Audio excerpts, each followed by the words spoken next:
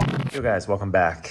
Real quick video here of an issue I just had with my FMS FJ40, and that is the rear drive shaft actually broke. And you can see right here, this was held in with this screw right here, holds the metal CV joint here into the plastic axle.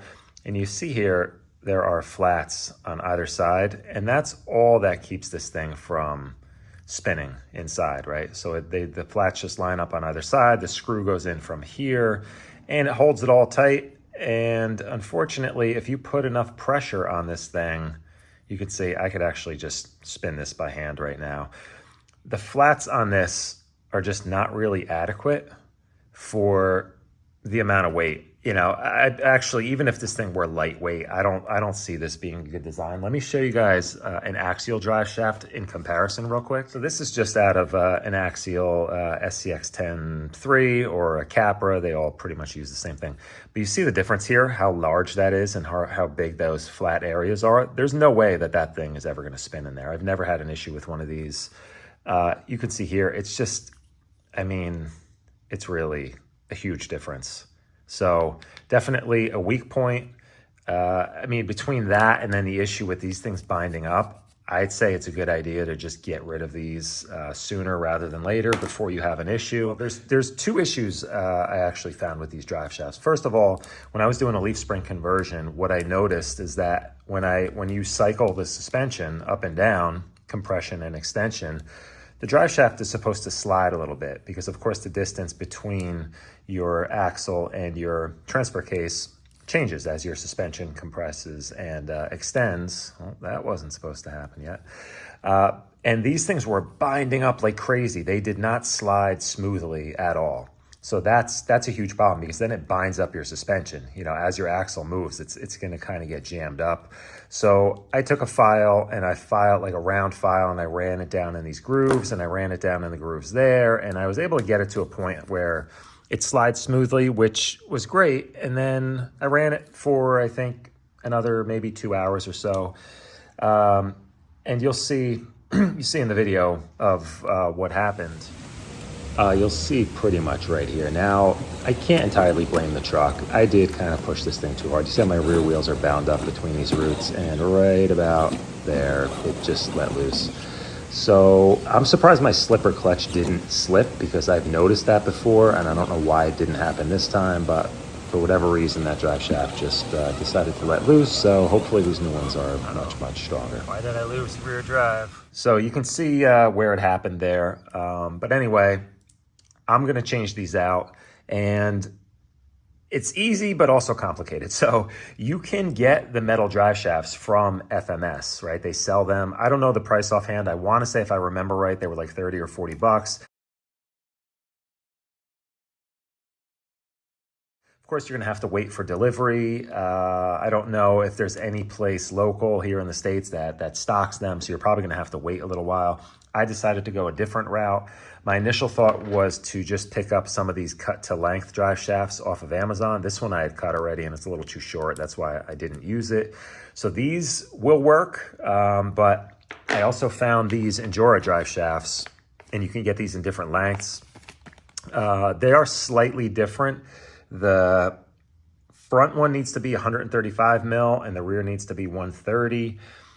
Stock ones, they use the same size front and rear, and of course there's some adjustability in here. So I went with the 119 to 159, just figuring I want the most amount of spline engagement here, so it just ends up being a little bit stronger. So let me show you guys what's involved with this, because of course nothing as simple as it seems. So here's the main issue with converting to any type of aftermarket drive shaft, and it is this screw pin. So the stock screw pin, and of course this is what goes through your drive shaft into your input or output shaft of your differential or your transfer case. This is, the stock one is an M3, the threaded portion.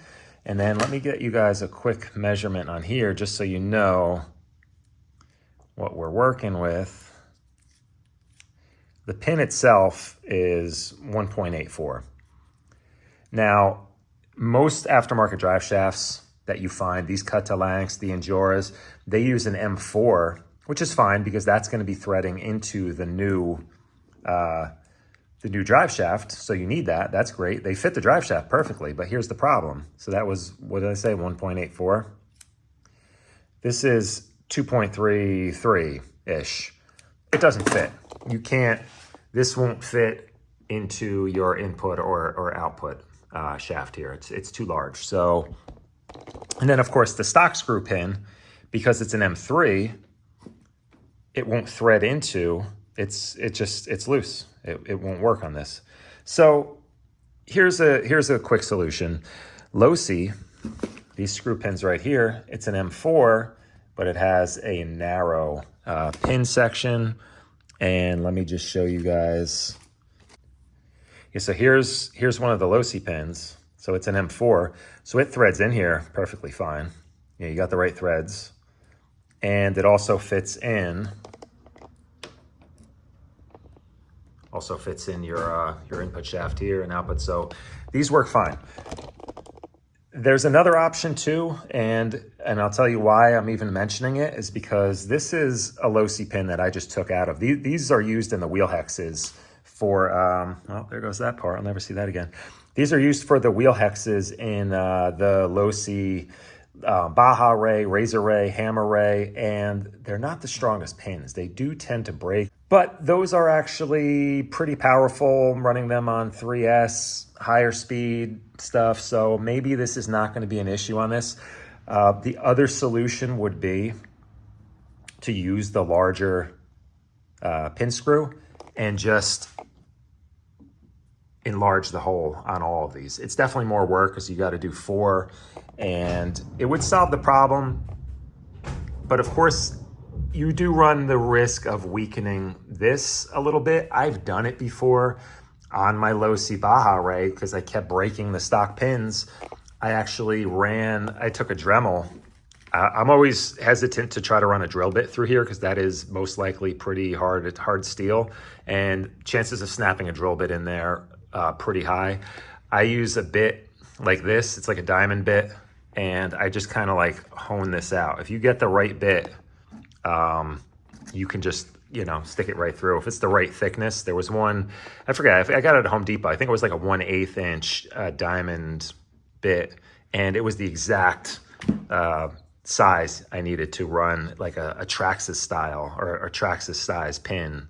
And that solved all the problems on my Losi. So maybe somewhere then, if I have issues breaking pins, I'll probably end up going that route. But I feel like on this truck, these are going to do fine. So that's a solution for that, right? So then that allows you to run either these Injora drive shafts that I'm using, or you can run these cut to length, which these things are everywhere on Amazon. You could get same day delivery on some of these, definitely next day delivery. So you'll be back in business in no time. These of course come way longer, and you just trim these down and you kind of cut this end off, and then it bolts into there. But I do really like these drive shafts. I have one side mounted here, and I'll show you real quick what the next problem is and how to fix it. The next problem you're going to encounter possibly on most other drive shafts, because they're all similar. This is that cut to length one. You see the little shouldered area here in the center? That's what sits up against your bearing here, right? And if you look at this, it's probably going to be very hard to see, but kind of hard to see the spacing. But the drive shaft needs to sit in further. This little shouldered area on here is too large. The hole is too far away from the end here. So when you slide this on, the hole doesn't line up. It needs to go in further. So pretty simple fix. I just took a Dremel with a sanding drum and just kind of went around and spun it and tried to keep this as even as possible. And I took out, I'll show you, I'm about to do this one. I took off almost this entire shouldered area, and then everything lined up fine and it went right on. So let me show you that real quick. And again, it's a little bit of work, but these are pretty inexpensive. They're readily available. They're easy to get, and they're really good quality. These things get really good reviews, and they're heavy duty, and they're easy to replace if you have an issue with it. That's the other issue too. If you buy the FMS ones and there is an issue with it, now you're looking at like a long shipping time again. I don't know. To me, I like just buying things that I can get the next day and just making them work, even though it's a little more involved, but ultimately, I think this is a better way to go. So this is pretty much how I'm doing this. Hold on, we got no power here. What's going on? Helps if you plug in the right cord. I was plugging in my heat gun instead of this. So yeah, just take your sanding drum, grind away.